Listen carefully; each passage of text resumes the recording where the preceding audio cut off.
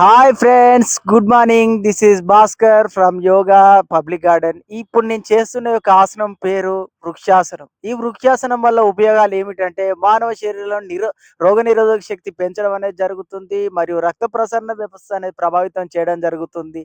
ముఖ్యంగా చిన్న పిల్లల్లో పెద్ద పిల్లల్లో ఎదుర్కొంటున్న పెద్ద సమస్య ఎనీమియా, లుకేమియా. ఎనీమియా అంటే ఎర్ర రక్త కణాల హీనత, లుకీమియా అంటే తెల్ల రక్త కణాల హీనత.